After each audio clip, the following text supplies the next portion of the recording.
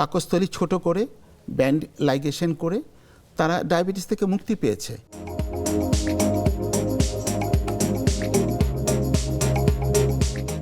এরকম keto diet দেয়া হচ্ছে, একজন রোগী শারীরিকভাবে ক্ষতিগ্রস্ত হলো বা মৃত্যুবরণ করলো, এই জন্য কি যে ডাক্তার এটা দিল তার বিরুদ্ধে কেস করা যাবে? Definitely, why not? তার মানে এটি অবৈধ পুরোপুরি চিকিৎসা বিজ্ঞানের দৃষ্টিকোণ এটার কোনো রিকমেন্ডেশন নাই।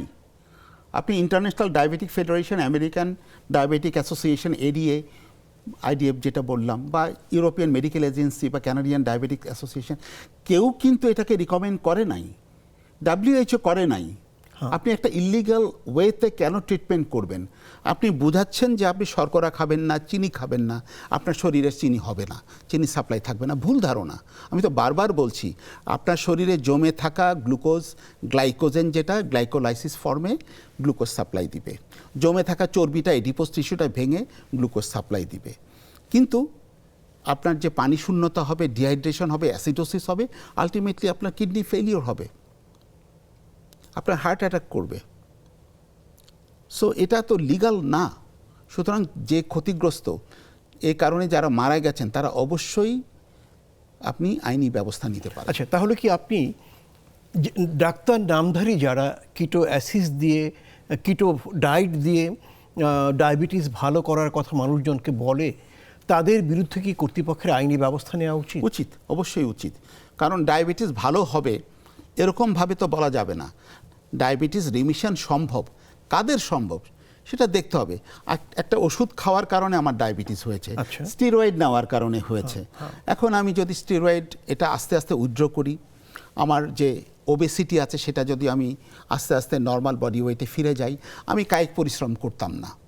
আমি যদি এখন নিয়মিত কায়িক পরিশ্রম করি, আমার ইনসুলিনের রেজিস্ট্যান্স ডেভেলপ করেছে, অর্থাৎ ইনসুলিনের কার্যকারিতা কমে গেছে। আমি যদি এক্সারসাইজ করি, ইনসুলিনের সেন্সিটিভিটি বাড়াই, বা যেসব ওষুধ দিয়ে আমরা ইনসুলিনের সেন্সিটিভিটি বাড়াই, মেটফরমিন দিয়ে বা গ্লিটাজোন্স দিয়ে, আমরা সেটা দিয়ে ইনসুলিনের সেন্সিটিভিটি বাড়াই ফেলি, অসুবিধাটা কি?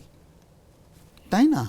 আমরা তো অবশ্যই ডায়াবেটিস যে রিমিশন সম্ভব এটা তো বলাই আছে। এবং আমরা যারা প্রাথমিক ডায়াবেটিসে আক্রান্ত হয়েছি, আমরা যদি যে কারণে প্রাথমিক ডায়াবেটিস হয়েছে কারণগুলো যদি আমরা সরিয়ে দিতে পারি, আমরা তো অবশ্যই নর্মোগ্লাইসেমিক হতে পারবো, ডায়াবেটিস থেকে মুক্তি পেতে পারবো। অবশ্যই।